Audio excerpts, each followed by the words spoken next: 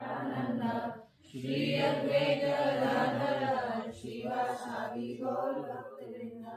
हरे कृष्णा कृष्णा कृष्णा हरे हरे, हरे राम राम राम हरे हरे।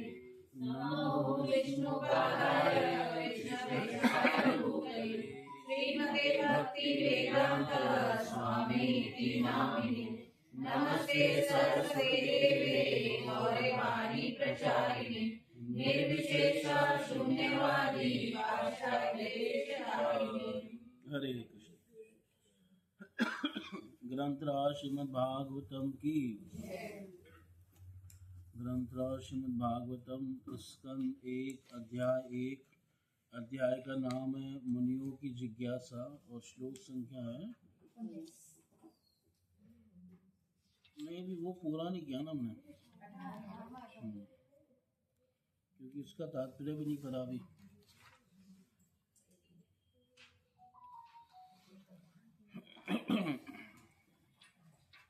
ठीक है, 18 पढ़ते हैं फिर 19 में भी जाए। अथ आख्यायी हरे धीमन,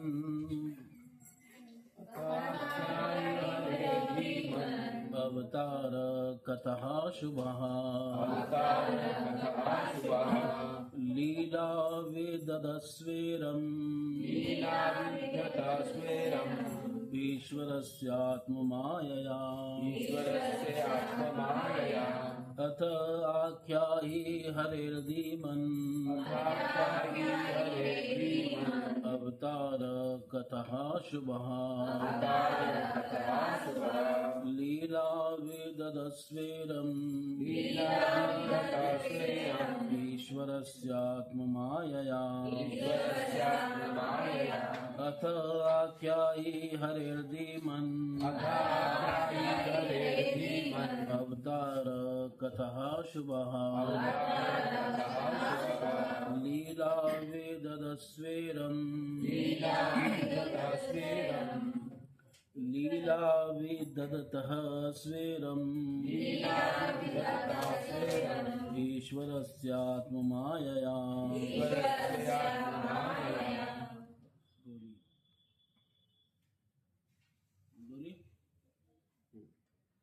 आख्याय हि हरेर्धीमन्, अवतार कथा शुभाः, लीला विद्धता स्वैरम् ईश्वरस्य आत्ममायया।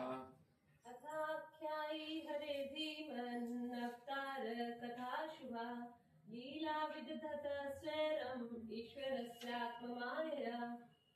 अद्य आख्यायी हरे धीमन्, अवतार कथा शुभा, लीला विधात स्वेरम् ईश्वरस्य ममाम्य। और कुछ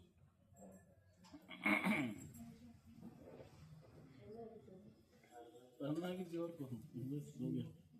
सुशांत करेंगे, बड़े दिन से किया नहीं तुमने। वैसे ये ना मौका है, प्रभु जी मौका देते हैं ना श्लोक पढ़ने का। हिचक होती है ना, वो खुल जाएगी यहाँ श्लोक पढ़ने में। थोड़ा थोड़ा वर्ड ऊपर नीचे हो जाएगा, लेकिन कोई बात नहीं, एक एक करके पढ़ने की कोशिश पढ़ सकते, कोई दिक्कत नहीं, हम वो जज नहीं करेंगे किसी को। सुशांत करने लगा था। कौन पढ़ रहा है? नहीं पढ़ रहा। ठीक है, इसका शब्दार्थ, अनुवाद और तात्पर्य जगत गुरु श्रील प्रभुपाद महाराज जी के द्वारा श्रील प्रभुपाद महाराज जी की हे बुद्धिमान सूत जी, कृपा करके हमसे श्री भगवान के विविध अवतारों की दिव्य लीलाओं का वर्णन करें। परम नियंता श्री भगवान के ऐसे कल्याणप्रद अद्भुत कार्य तथा लीलाएं उनकी अंतरंगी शक्तियों द्वारा संपन्न होते हैं। तो यहाँ पे ये प्रश्न कौन सा है? छठा, पांचवा तो नहीं, चौथा चौथा प्रश्न है ना, 18 ये फोर्थ कैसे हो रहा है? हाँ, पहला प्रश्न जो पूछा समस्त शास्त्रों का सार जो एकांतिक श्रेय है वो बताइए, और दूसरा प्रश्न भगवान श्री कृष्ण के अवतार का प्रयोजन बताइए, तीसरा प्रश्न भगवान की सृष्टि आदि कार्यों का वर्णन कीजिए। और चौथा उनके अवतारों की कथा बताइए। ये चौथा है। धीमन, हे बुद्धिमान सूत जी, अतः प्रश्नानंतरम, अब दूसरा प्रश्न कर रहे हैं, आख्या ही बताइए। क्या बताइए? अवतार कथा शुभहा, भगवान की शुभ मंगलप्रद पवित्र कथाओं का वर्णन कीजिए। जो स्वेरम यानी भगवान अपनी अंतरंगा शक्ति से लीला करते हैं। लीला विदधतः, विदधतः वर्तमान काल की क्रिया है, मतलब किया ऐसा नहीं, अभी भी कर रहे हैं। मतलब इससे पता चलता है भगवान की लीला क्या है, नित्य है। तीनों कालों में भगवान की लीला चलती रहती है। ईश्वरस्य, भगवान बता रहे हैं अभी भी चल रही है वो। हाँ, मतलब प्रेजेंट टेंस में। हाँ, प्रेजेंट टेंस में। विदधतः ये वर्तमान काल में है ना, ये वैसमें नहीं है कि जो जो भगवान ने पहले अवतार लिए वो बताइए। जो अवतार भगवान लेते हैं वो बताइए, मतलब ले रहे हैं अभी भी, जो लीला कर रहे हैं। लीला और अपनी कैसे कर रहे हैं? स्वेरम, अपनी इच्छा से स्वतंत्र होके कर रहे हैं। किसी कर्म फल में बंधे हुए नहीं है या तीनों गुणों में बंधे हुए नहीं है। और ये लीला कैसे हो रही है? आत्म माया, अपनी अंतरंगा शक्ति में हो रही है। ये किसी भौतिक माया के वशीभूत होकर कोई लीला नहीं हो रही। जैसे हम जो कार्य करते हैं वो माया के वशीभूत होकर करते हैं, है ना। हम माया के क्या है? वशीभूत हैं। पर भगवान जो लीला कर रहे हैं वो क्या है? स्वतंत्र है ना, अपनी अंतरंगा शक्ति से कर रहे हैं और भगवान परम स्वतंत्र है। तो इसलिए स्वेरम शब्द है। स्वेरम मतलब अपनी इच्छा से। लीला के लिए तो लीला शब्द है ना। तो लीला, स्वेरम का मतलब लीला नहीं हुआ, स्वेरम का मतलब स्वतंत्र लीला है ना। हम जो कर रहे हैं वो बाध्य होकर कर रहे हैं। हम किन किन में बंधे हुए हैं? काल में बंधे हुए हैं, समय के हिसाब से। कर्म में बंधे हुए हैं और गुणों में बंधे हुए हैं। तीन में बंधे हुए हैं, काल, कर्म, गुण। हमारे पर कर्म बंधन है कि नहीं है? काल का भी बंधन है, काल के प्रभाव में है, और गुणों का बंधन है। तो हमारे सारे कार्य इन तीनों के हिसाब से चलते हैं, काल, कर्म और गुण। काल, कर्म, गुणों धीनम देहो यम पांच भौतिक, ये इसी भागवत में कही गई है ना। इसी भागवत में अगर आप देखें, श्लोक दिखा देते हैं आपको, जहाँ धृतराष्ट्र जी और विदुर जी चले जाते हैं तो युधिष्ठिर महाराज शोक करते हैं। तो उस समय नारद जी आते हैं, तो नारद जी समझाते हैं। तो आई थिंक ये पहले स्कंद के 14वें अध्याय का श्लोक है।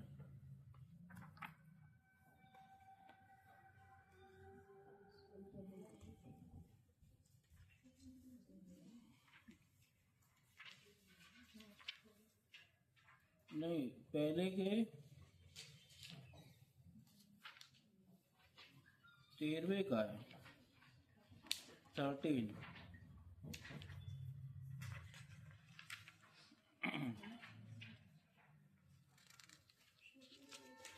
हाँ, वो मैं ढूंढ रहा हूँ।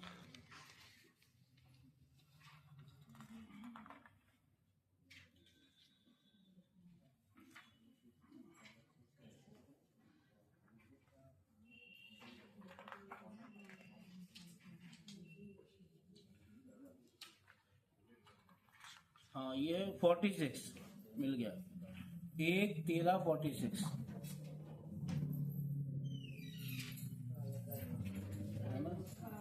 यही है, वैसे शुरू होता है 40। काल कर्म गुणाधीनो। हाँ, काल कर्म गुणाधीनो देयोयम पांच भौतिक कथम मन्यास्तु गोपाये सर्पग्रस्तो यथा परम।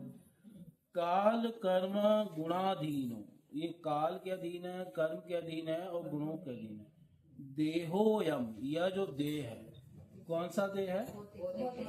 पांच भौतिक, पांच भौतिक से बना हुआ ना।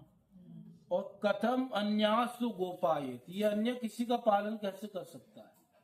कई बार कहते हैं ना ये मेरा पालनहार है, मुझे पाल रहा है। तो यहाँ पे नारद जी कह रहे हैं ये कैसे किसी का पालन कर सकता है? भाई क्यों नहीं कर सकता? तो कह रहे हैं सर्प ग्रस्तो यथा परम। जैसे कोई खुद सांप के मुंह में पड़ा हुआ हो और वो दूसरे की रक्षा करे, ये कोई बात है? मतलब खुद उसकी गर्दन कहाँ है? सांप सांप के मुंह में है, और वहां से वो चिल्ला रहा है चिंता मत कर तेरा भाई बैठा हुआ है। भाई तेरा मुंह गर्दन तो सांप के क्या है? मुंह के अंदर, अभी वो तेरे को निकलने वाला है, और वहां से तू कह रहा है भाई बैठा हुआ है ना। तो ये कैसे किसी का पालन कर सकता है? तो ये भाव है सर्पग्रस्तो यथा परम।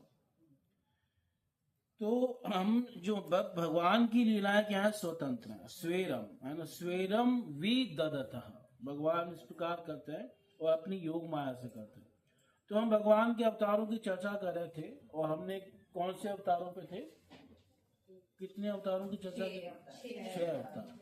उसमें हमने जो है सबसे पहले पुरुष अवतार तो चर्चा कर लिए थे, और फिर गुण अवतार भी कर लिए थे, फिर लीला अवतार भी बता ही दिए थे ना, मनवंतर भी बता दिए थे, युग अवतार और शक्त्यावेश अवतार भी जो भगवान की शक्तियों का जिनमें आवेश होता है वो शक्त्यावेश अवतार कहते हैं, जैसे पृथु नारद आदि ये सब। एक लाइन एक बार सबसे पहले भगवान का अवतार होता है पुरुष अवतार सबसे पहले, और वो पुरुष 3 है, कारणदक्षा विष्णु, गर्भदक्षा विष्णु और शिरोदक्षा विष्णु। ये पहला अवतार है भगवान का। और भगवान के सारे अवतार जो हैं, ये जो पुरुष अवतार हो रहे हैं ये सृष्टि आदि करने के लिए हो रहा है ना। बाकी अवतार तो जैसे कोई धर्म की स्थापना के लिए हो रहा है, कोई जो है किसी विशेष प्रयोजन के लिए हो रहा है, पर इन 3 पुरुषों का कार्य है सृष्टि करना, है ना। इसमें पहले महाविष्णु जो है माया के ऊपर दृष्टिपात करते हैं और वो तत्वों को उत्पन्न करते हैं। फिर दूसरे विष्णु जो है वो ब्रह्मा को उत्पन्न करते हैं, और तीसरे विष्णु जो है पूरे जगत का क्या करते हैं? पालन करते हैं। उसके बाद दूसरे अवतार होते हैं गुण अवतार, जिसमें ब्रह्मा विष्णु महेश ये भगवान के अवतार हैं, और ये एक एक गुणों के द्वारा सृष्टि करते हैं, पालन करते हैं और क्या करते हैं? संहार कर देते हैं। ब्रह्मा जी जो है रजोगुण के द्वारा सृष्टि करते हैं, विष्णु सतोगुण के द्वारा पालन करते हैं, और शिव जी तमोगुण के द्वारा क्या कर देते हैं? संहार कर देते हैं। और इसमें जो विष्णु है वो वही हैं तीसरे पुरुष, यानी शिरोदक्षा विष्णु ही क्या है? पालन करता है। इसके बाद तीसरा अवतार कौन सा बताया था? लीला अवतार। भगवान ब्रह्मा जी के एक दिन में एक बार आते हैं, और उस अवतार को लीला अवतार कहते हैं, और ये मुख्य तौर पे 24 होते हैं, जिसका वर्णन आगे चल के पहले स्कंद के 3रे अध्याय में आएगा, है ना। जो अभी आएगा चैप्टर, उसमें पूरे जो अवतारों का वर्णन है वो सारे अवतार लीला अवतार। ब्रह्मा के एक दिन के लिए आते हैं, एक दिन में एक बार आते हैं। एक दिन जैसे कृष्ण भी हैं, ब्रह्मा के एक दिन में एक बार आते हैं। भगवान राम भी ब्रह्मा के एक दिन में एक बार आते हैं। भगवान वराह, भगवान मत्स्य, भगवान कूर्म, भगवान नरसिंह, भगवान वामन, ये सब एक दिन में एक बार आते हैं। तो ये सब लीला अवतार है। उसके बाद क्या बताया था? मनवंतर अवतार। ये हाँ, मतलब ये जो है एक मनवंतर में एक बार आते हैं, और जैसे इस समय 7वां मनवंतर चल रहा है, तो इस मनवंतर के मनवंतर अवतार कौन से हैं? मनवंतर के वामन भगवान, हाँ। इस मनवंतर के मनवंतर अवतार हैं वामन भगवान, और उनका कार्य क्या होता है? देवताओं से मतलब दैत्यों से हाँ रक्षा करना, और उनसे स्वर्ग आदि लेकर के वो देवताओं को देना, ये उनका कार्य होता है। और मनवंतर धर्म के नियमों का पालन करना, ये सब उनका कार्य होता है। स्वर्ग उनसे लेकर उनको देते हैं। हाँ, दैत्यों का अगर अधिकार हो तो वो उनसे लेकर देवताओं को देते हैं, प्लस जो उस धर्म के मनवंतर के नियम होते हैं उसका पालन करवाते हैं।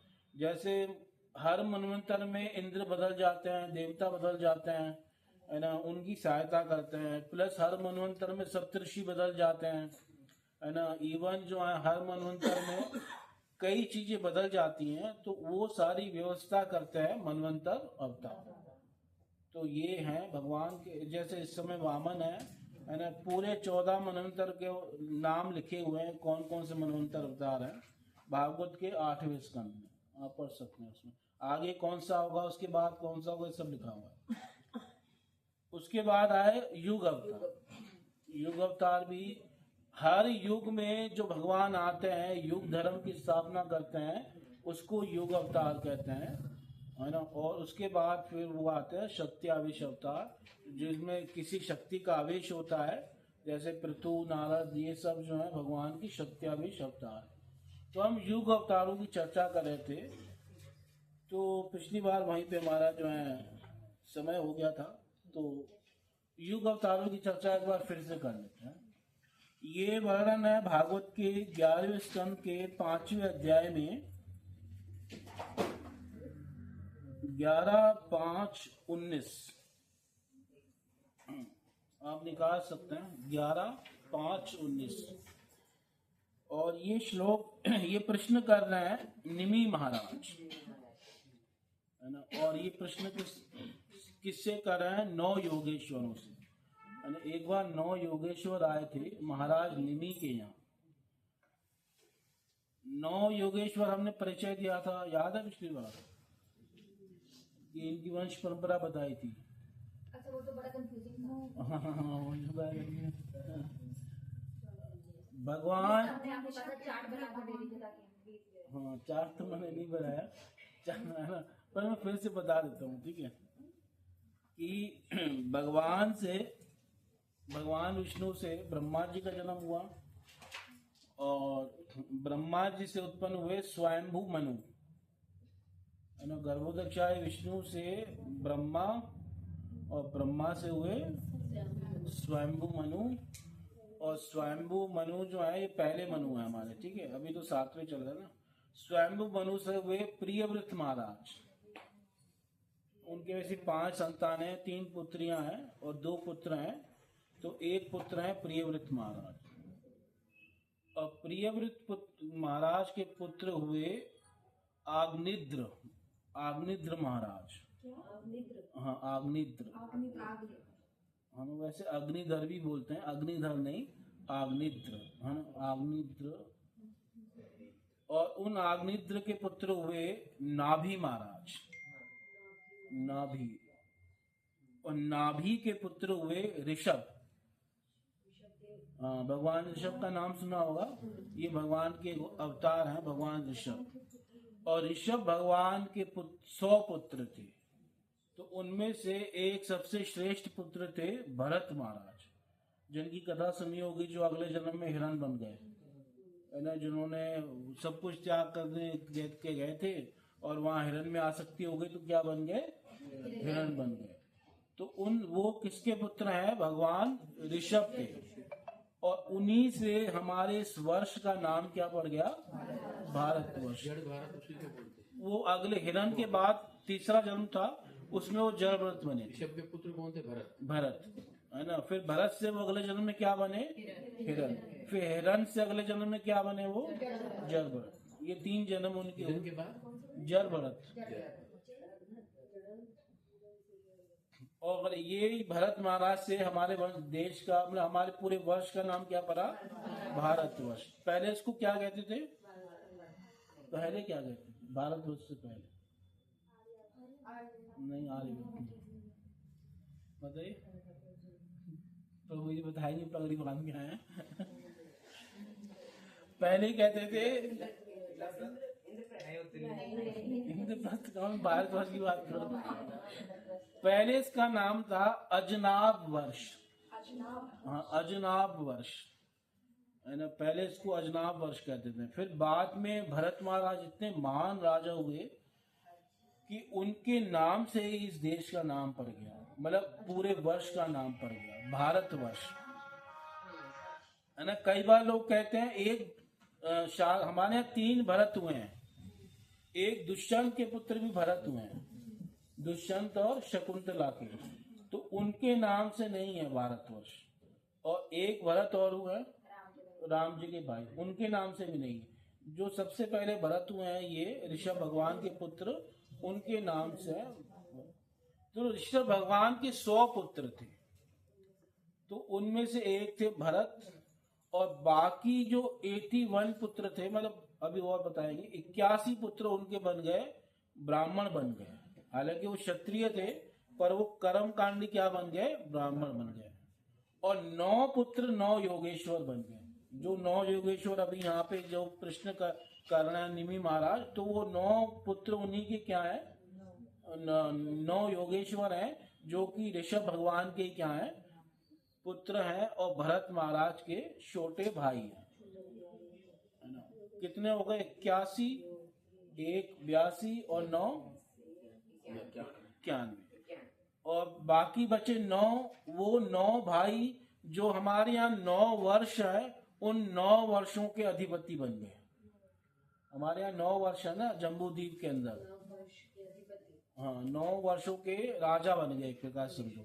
जैसे हमारे यहाँ 1 वर्ष है इलावृत वर्ष, 1 किम पुरुष वर्ष, 1 जो है, ऐसे कई वर्ष हैं जो भागवत में लिखे हुए हैं, तो उसमें से 1 वर्ष जो है भारत वर्ष है। ऐसे कुल कितने हमारे यहाँ पे 9 वर्ष है ना। तो उन 9 वर्षों में अलग अलग राजा हैं, तो वो सब राजा कौन है, भरत महाराज के पुत्र हैं।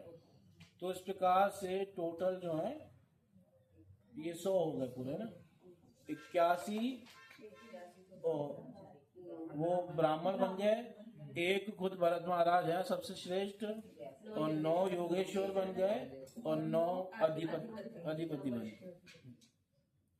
तो कहने का भाव है कि जो 9 हैं ये सबसे, मतलब भरत महाराज सबसे मेन है, उनके बाद ये सबसे मेन है, क्योंकि ये भगवान के शुद्ध भक्त हैं और ये योगेश्वर हैं, और ये कहीं भी जा सकते हैं। जैसे नारद जी कहीं जा सकते हैं, हनुमान जी कहीं जा सकते हैं, उनको कोई रोक नहीं सकता उनकी गति को, ऐसे ये भी कहीं भी जा सकते हैं। ये वैकुंठ भी जा सकते हैं, स्वर्ग भी जा सकते हैं, ये भ्रमण करते रहते हैं, भगवान का प्रचार करते रहते हैं।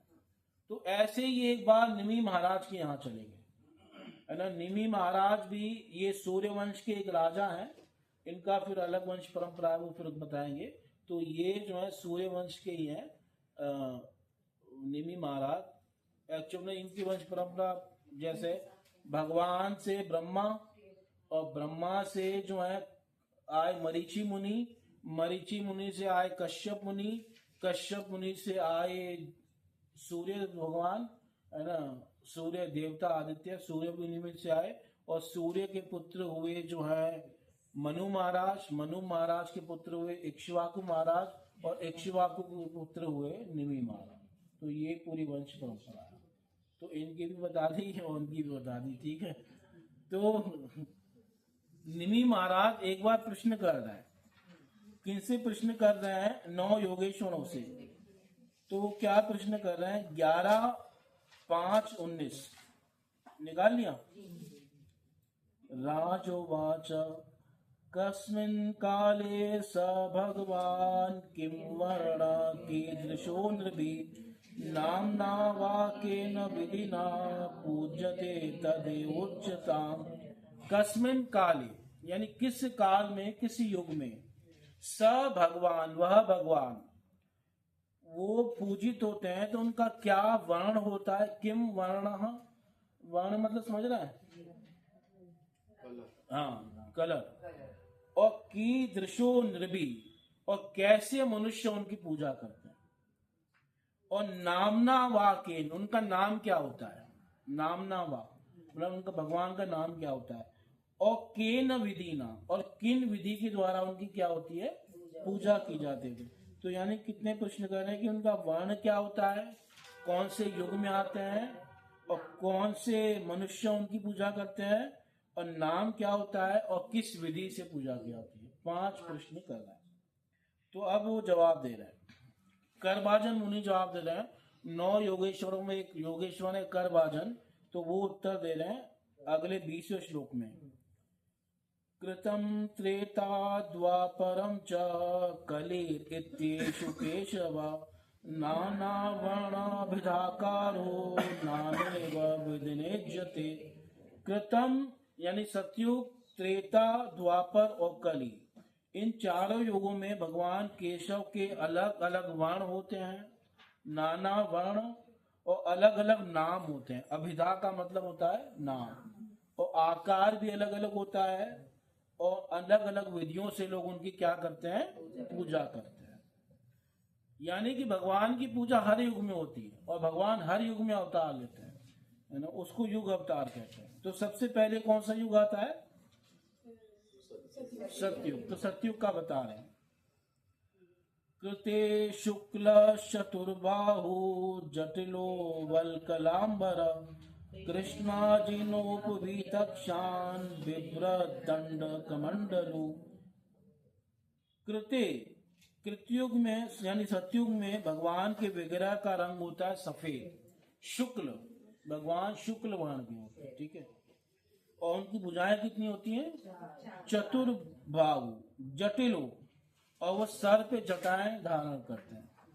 और वलकला अंबर, और उनके वस्त्र कैसे होते हैं, वलकल, है ना। और कृष्णाजिना, और कृष्ण का अजिन यानी कृष्ण का वो पहनते हैं, काले मृग का चर्म पहनते हैं ना। उपवीत अक्षान, और वो जो है रुद्राक्ष की माला धारण करते हैं, रुद्राक्ष, और साथ में दंड धारण करते हैं, और कमंडलू भी क्या करते हैं, धारण करते हैं। तो ये जो अवतार है भगवान का, ये अवतार जो है त्यागी है ना। ये कोई ऐसा नहीं है कि ये गृहस्थ अवतार है, ये त्यागियों के बीच में भगवान का अवतार हुआ, क्योंकि भगवान दंड धारण कर रहे हैं, कमंडलू धारण कर रहे हैं, है ना, और वस्त्र भी वैसे ही पहने हुए हैं, वल्कल वस्त्र। तो उस समय मनुष्य कैसे होते थे,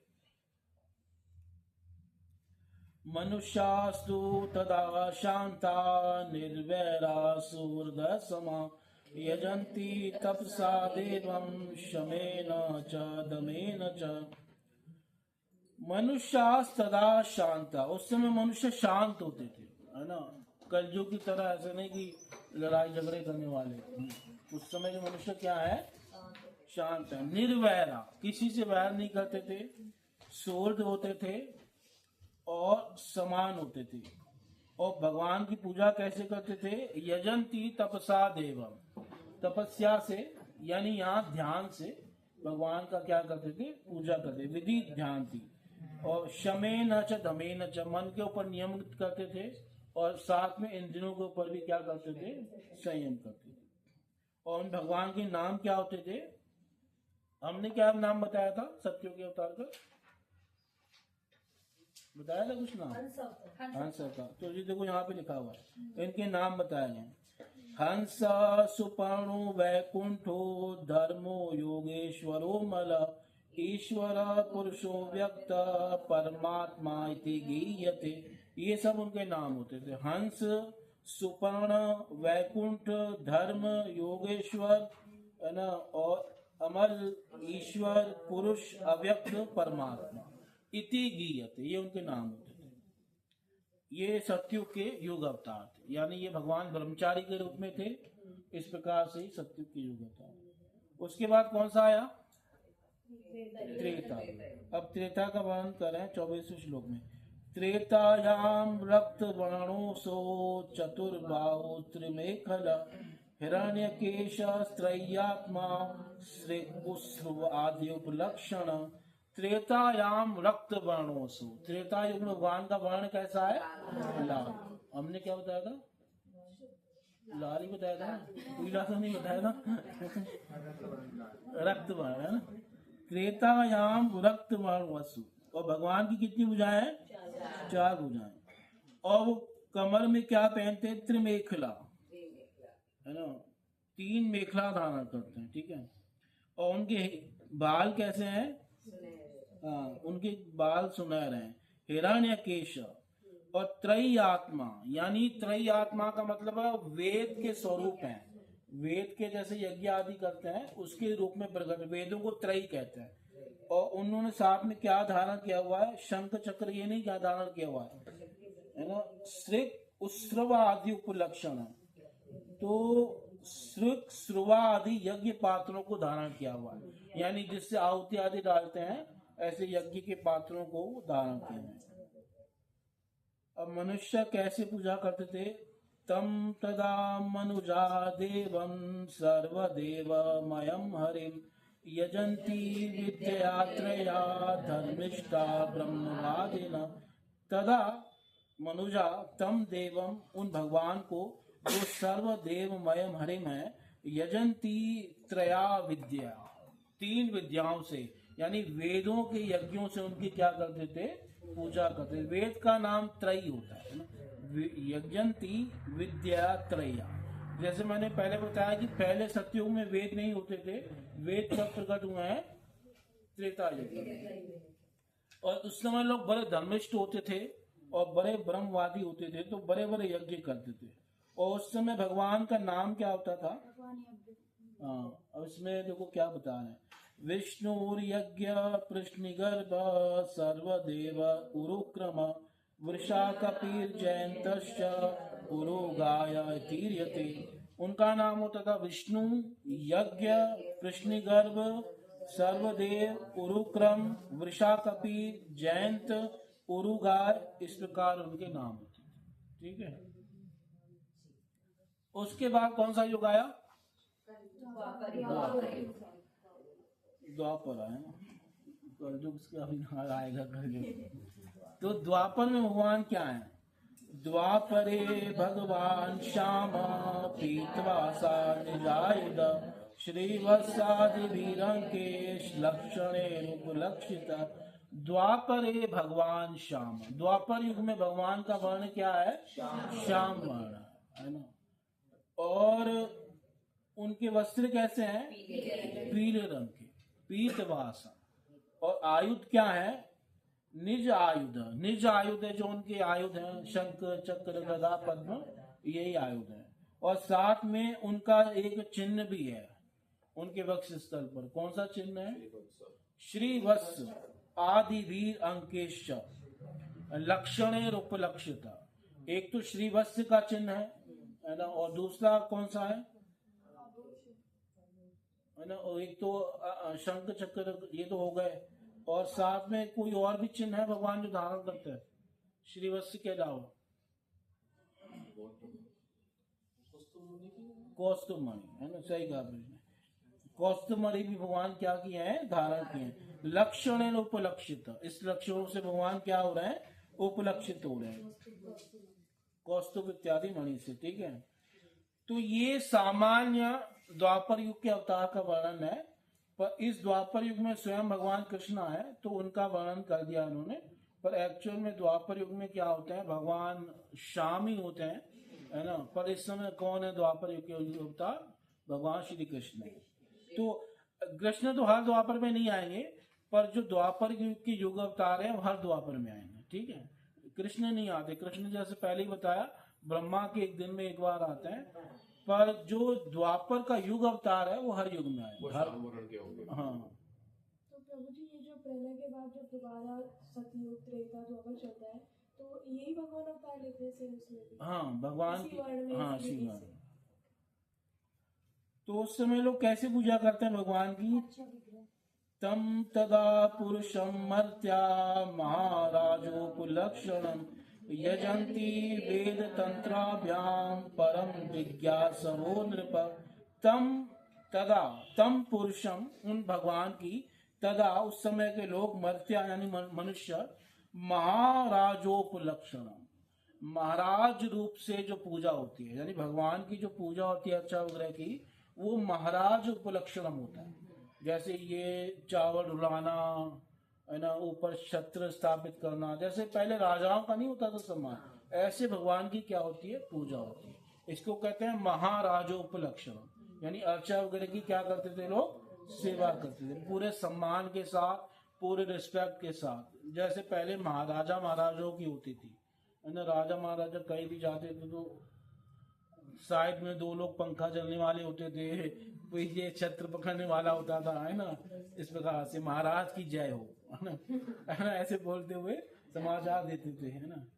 और कई बार सुना होगा कि पहले पूरा लंबा सा वो परिचय देंगे, है ना, जिले लाई पधार जैसे मुसलमानों में कहते हैं ना, तो उस प्रकार से ऐसे मतलब महाराजों की भगवान की पूजा होती है। और कैसे पूजा करते थे, तो यजंती वेद तंत्राभ्याम। अब द्वापर युग में एक विशेषता आ गई, कि द्वापर युग में वेद के साथ साथ तंत्रों से भी पूजा होने लगी भगवान की। अभी तक भगवान की पूजा कैसे हो रही थी? सिर्फ वेदों से, पर अब किसकी एंट्री भी हो गई? तंत्र ग्रंथों की भी एंट्री हो गई। तंत्र शास्त्र ये भगवान शिव ने इसकी रचना की है और ये वेदों से अलग है और ये भी प्रमाणिक है। और इन तंत्रों को क्या कहते हैं? एक और नाम है इनका, बताया था, याद है किसी को? एक तो तंत्र है और एक नाम बताया था। इनको आगम ग्रंथ भी कहते हैं, है ना। निगम आगम, वेदों को निगम कहते हैं और तंत्रों को क्या कहते हैं? आगम, है ना। तो ये आगम ग्रंथ भगवान शिव ने प्रवचन किया माता पार्वती को, तो कई सारे तंत्र हैं। इसलिए जैसे हम हरे कृष्ण महामंत्र बोलते हैं तो ये वैदिक मंत्र भी है और तांत्रिक मंत्र भी है, तंत्रों में भी आता है और साथ में वेदों में भी आता है। तो द्वापर युग में जो है तंत्रों की एंट्री हो गई, इसलिए कह रहा है यजंती वेद तंत्राभ्याम। हमारे यहाँ जो अधिकतर पूजा होती है वो वैदिक ही नहीं है, वो तांत्रिक ही है ना। ये पता होना चाहिए, हम जो भगवान की पूजा करते हैं वो वैदिक ही नहीं है, वो क्या है? अधिकतर तांत्रिक ही। अब तांत्रिकी से लोग समझते हैं कि कोई तंत्र साधना, वो नहीं है। तांत्रिकी का मतलब है तंत्र के हिसाब से, और तंत्र भी एक ग्रंथ है। कई तरह के ग्रंथ होते हैं, प्रमाणिक ग्रंथ है जो भगवान शिव के द्वारा आए हैं। जैसे ग्रंथ का उदाहरण लो, नारद पंचरात्र, है ना, वो भी क्या है? जो है तांत्रिक ग्रंथ है, जिसमें भगवान की पूजा की नारद जी क्या बता रहे हैं?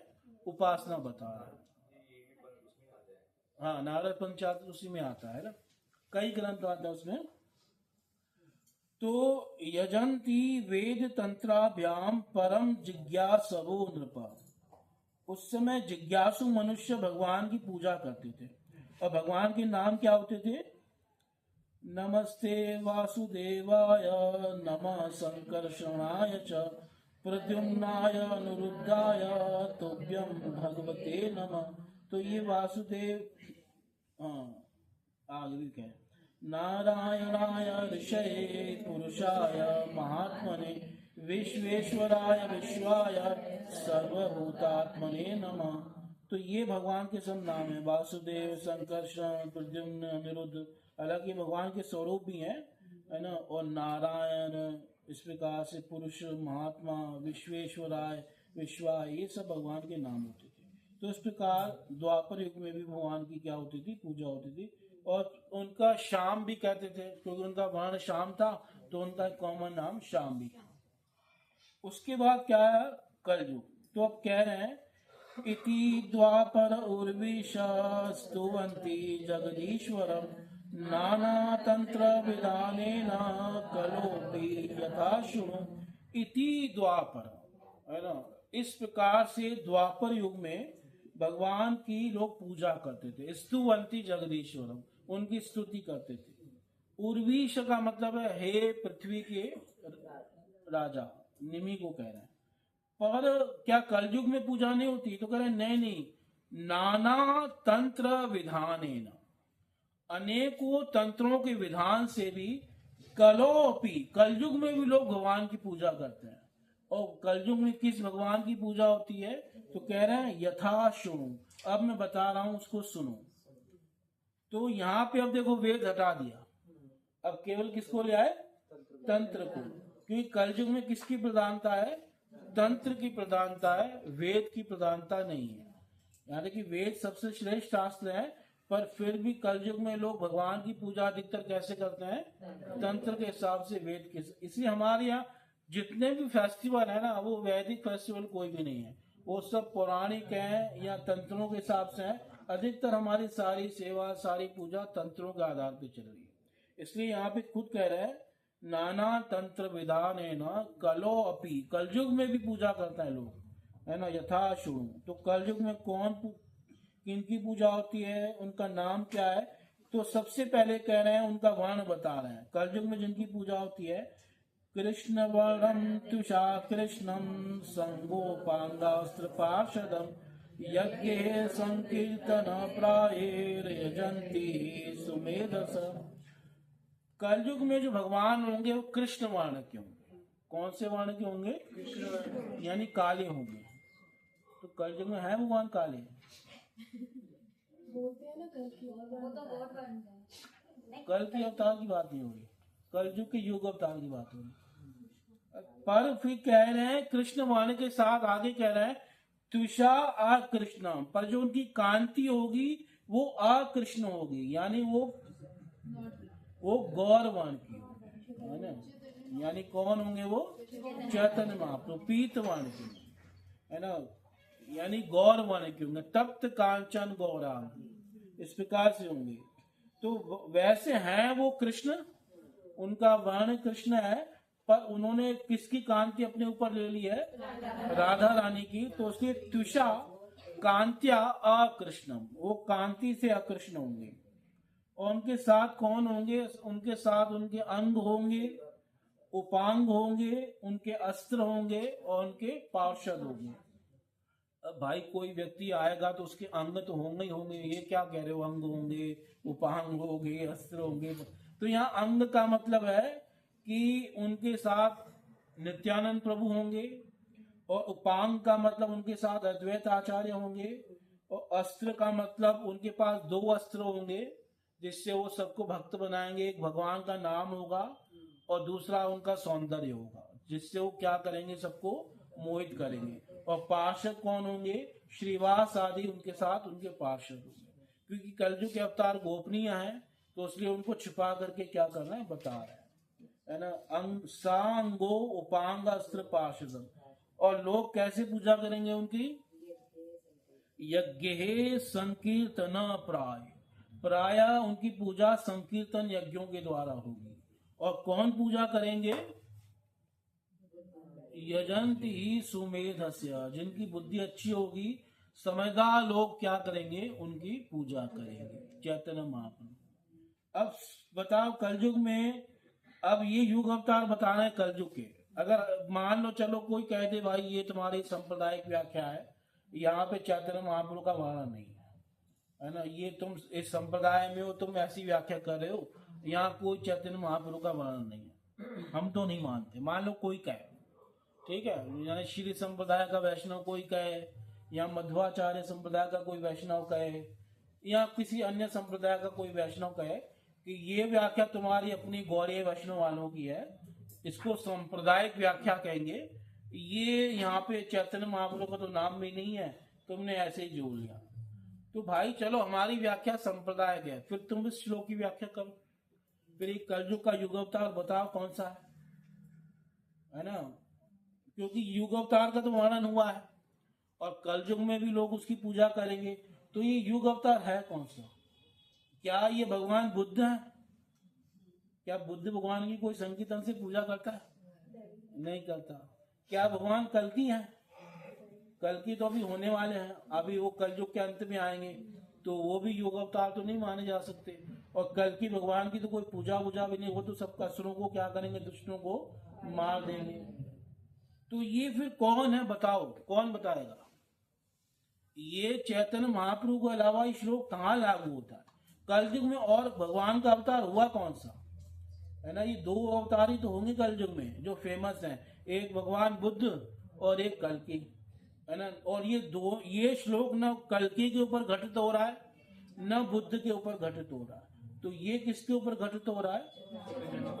ये श्लोक अब इस्कॉन ने तो नहीं बनाया गया, इस्कॉन ने, प्रभुपाद जी ने बना दिया। और न ये श्लोक जो है तुम्हारा गौरीय वैष्णव ने बनाया, न खुद चैतन्य महाप्रभु ने, ये तो भागवत का श्लोक है, वेद व्यास जी लिख के गए है ना, आज से 5000 साल पहले, और करभाजन मुनि बता रहे हैं।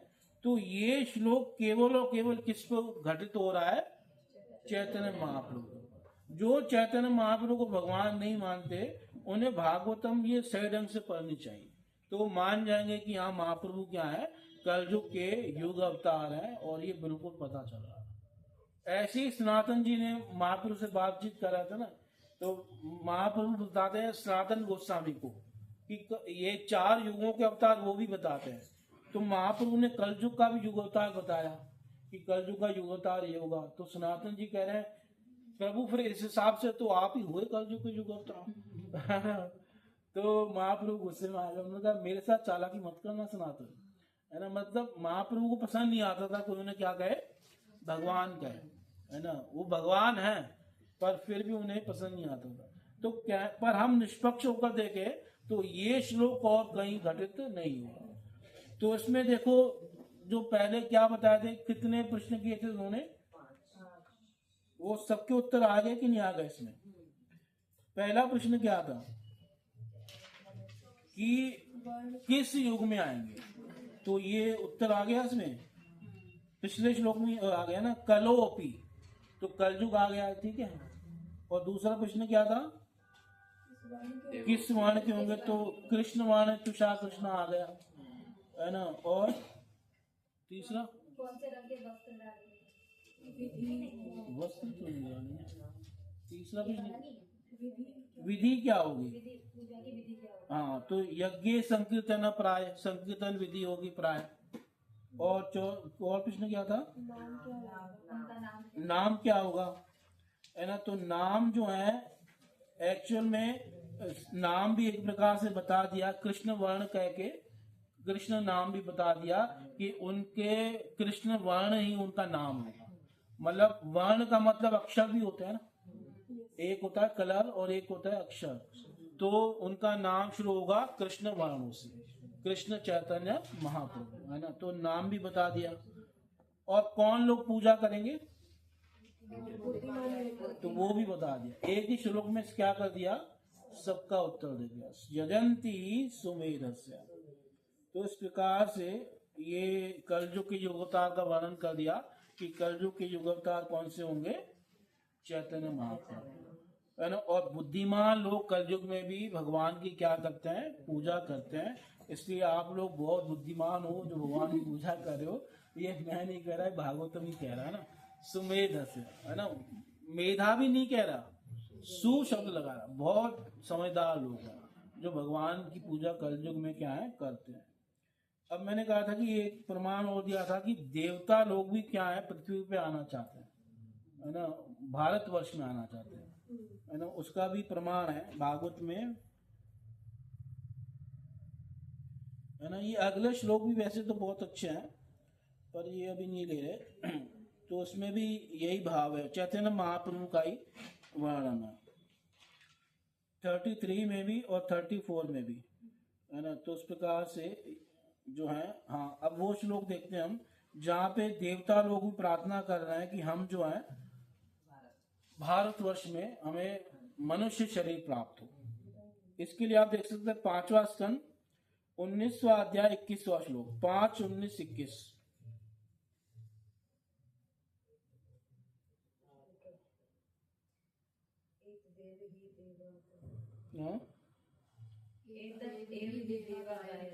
हाँ,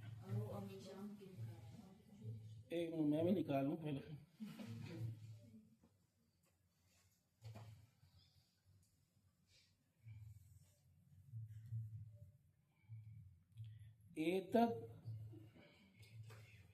एतद एव ही देवा गायंती, यानी यही देवता गाते हैं। क्या गा रहे हैं, अहो ममीषां किमकारि शोभनं प्रसन्न येषां स्विदुः स्वयं हरि, ये जन्म लब्धं निर्षु भारताजिरे मुकुंद सेवोपैकं स्मराइना। एतद एव ही, यही देवता गायंती, देवता गाते हैं। अहो, आश्चर्य करें, क्या आश्चर्य करें, अमीषा, इन लोगों ने, किन लोगों ने, भारतवर्ष के जो निवासी हैं, किम कारी शोभनम, इन्होंने ऐसा कौन से मंगल कार्य किए हैं जो इनका यहाँ जन्म हो गया। यहाँ इनके ऊपर स्वयं भगवान प्रसन्न है। प्रसन्न एशाम स्वित उत स्वयं हरि, स्वयं हरि इनके ऊपर यहाँ तो प्रसन्न हो गए हैं, तभी ये मनुष्य बन गए भारतवर्ष में। यहाँ इन्होंने कोई बहुत महापुण्य कार्य किया है, क्योंकि ये जन्म लब्धम, जिनको जन्म प्राप्त हुआ है, कहाँ प्राप्त हुआ है, भारताजिरे, भारत भूमि पे। और वो भी कैसा जन्म प्राप्त हुआ है, निर्षु, मनुष्य बने हैं भारतवर्ष में। है ना। और ये जन्म की विशेषता क्या है, ये जन्म कैसा है? नहीं, मुकुंद सेवा उपयुक्तम, भगवान मुकुंद की सेवा के उपयुक्त है। यानी भारतवर्ष में जन्म लेना सबसे दुर्लभ है ना। बहुत पुण्य कोई करता है अथवा भगवान स्वयं प्रसन्न हो जाते हैं तब उसको भारतवर्ष में मनुष्य शरीर देते हैं। और इस शरीर की विशेषता क्या है? मुकुंद सेवा उपयुक्त। ये मुकुंद सेवा के लिए सबसे उपयुक्त, सबसे बेस्ट शरीर है। अगर इसके बाद कोई मुकुंद की सेवा न करे तो उससे बड़ा नालायक कौन होगा, है ना। इतना अच्छा शरीर मिलकर भी, जो कि इसी के लिए बनाया गया। अब स्पृहा ही ना, जिसकी स्पृहा किसे? हमें भी है। न का मतलब अस्माकम, देवता कह रहे हैं कि जिसकी कामना किसे है? हमें भी है।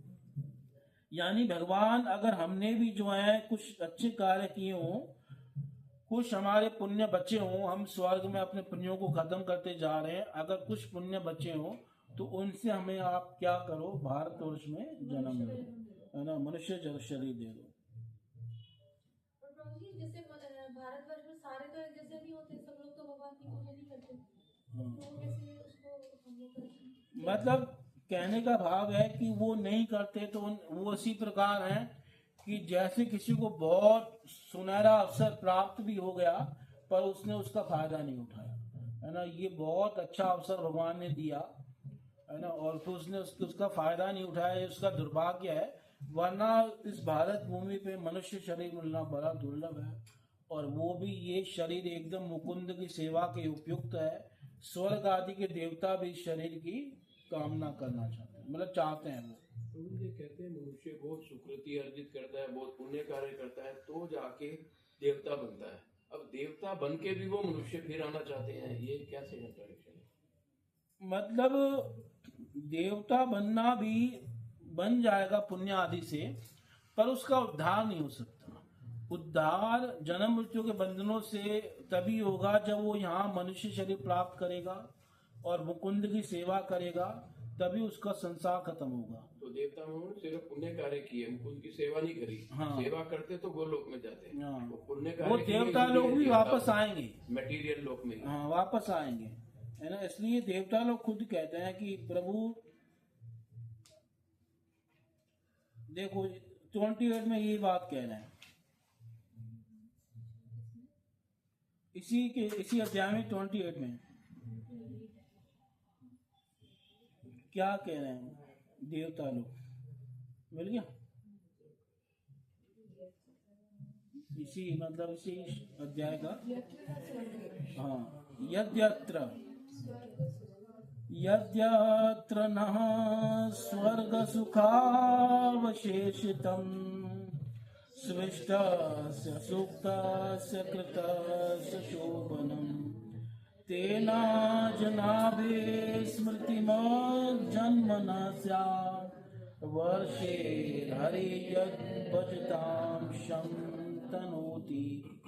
यदि अत्र नः, यदि अत्र यानी यहाँ पे हमारा स्वर्ग सुख अवशेषितम, ये जो हम स्वर्ग सुख भोग रहे हैं इससे हमारा कुछ पुण्य वगैरह बचा हो, स्विष्टस्य सुक्तस्य कृतस्य शोभनम, हमने जो भी पुण्य कार्य किए, कुछ भी अच्छा किया, उसका कुछ फल बचा हो, तो उससे आप क्या कीजिए? हमें अजनाब वर्ष में जन्म दीजिए। अजनाब पहला जो भारत से पहले नाम था, वही आ गया ना, देखो हमने गलत तो नहीं बताया, है ना। भागवत में भी आ गया, उसका नाम क्या है? अजनाब वर्ष। पर कैसा जन्म दीजिए, ये बड़ा महत्वपूर्ण है ना। स्मृति मत जन्म, जिसमें भगवान की स्मृति हो, है ना। ऐसा नहीं कि यहाँ जन्म लेके हम भोगों में लग जाएं। कैसा जन्म मिले? भगवान की स्मृति युक्त जन्म, है ना। वर्षे, अजनाब वर्षे, है ना। हरि यज भजताम शम तनोति, और हरि यहाँ पे भजन करने वालों का क्या कर देते हैं? कल्याण कर देते हैं। हरि यानी भगवान श्री कृष्ण, भजताम शम तनोति, जो यहाँ भजन करता है उसका कल्याण कर देते हैं। तो हे प्रभु हमें भारतवर्ष में जन्म दीजिए, पर स्मृति युक्त जन्म दीजिए, हरि स्मृति युक्त हमें क्या दीजिए? जन्म दीजिए। तो देवता लोग जो है कहाँ जन्म चाहते हैं? भारतवर्ष में भगवान की स्मृति से युक्त। अब भाई भारतवर्ष में भी 4 युग आते हैं ना, सतयुग, त्रेता, द्वापर, कली। तो इसमें भी कौन सा युग सबसे बेस्ट है? किस युग में जन्म चाहिए? अब ये भी बता दो। इसका भी प्रमाण है, ये लास्ट प्रमाण देते हैं। फिर राम देंगे 11-5-38 जो अभी पढ़ रहे थे ना अध्याय 5-38।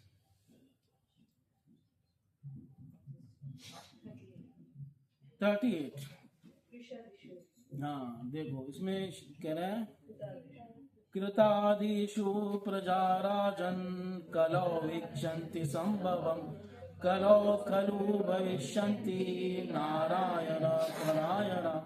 कृतादिषु प्रजा राजन, जो सत्युग आदि की प्रजा है। बस हमारा इसी से काम चल जाएगा, हम अगला फिर कभी पढ़ लेंगे, ठीक है। सत्युग आदि की जो प्रजा है, कृतादिषु प्रजा राजन कलौ इच्छन्ति संभवम, वो कलयुग में जन्म लेना चाहती है ना। क्यों? कलौ खलु भविष्यन्ति, कि कलयुग में क्या होंगे? बहुत सारे शुद्ध भक्त होंगे, नारायण परायण, जो नारायण के क्या होंगे? परायण होंगे। यानी देवता लोग पृथ्वी में जन्म चाहते हैं, भारतवर्ष में जन्म चाहते हैं मनुष्य शरीर का, और जिनको यहाँ मनुष्य शरीर प्राप्त हो गया है वो कहाँ जन्म चाहते हैं? कलयुग में जन्म चाहते हैं, क्योंकि कलयुग में बहुत भगवान के शुद्ध भक्त होंगे। तो बताओ हम लोग किस में आए हैं? यानी कि हम सबसे बेस्ट टाइम में आए हैं। ये भागवत से सिद्ध हो गया, इससे बढ़िया टाइम कोई नहीं हो सकता। अगर फिर भी कोई भक्ति ना करे, अपना उद्धार ना करे, तो इसका दुर्भाग्य है, वरना सबसे अच्छे समय पे हमारा जन्म हुआ है ना। बेशक यहाँ पे कई लोग चले गए हैं, कोई कह सकता है भाई चैतन्य महाप्रभु चले गए, रूप गोस्वामी चले गए, है ना, इवन प्रभुपाद आदि चले गए, फिर भी कलयुग में भारतवर्ष में जन्म लेना बहुत बड़े क्या है? सौभाग्य की बात है ना। और हम उसी समय आए, तो हमें अपना उद्धार न करें, न निकले, तो ये हमारा दुर्भाग्य है, वरना इससे बेस्ट जन्म नहीं हो सकता। ठीक है, हरे कृष्ण। ये कहते हैं सतयुग में बड़ी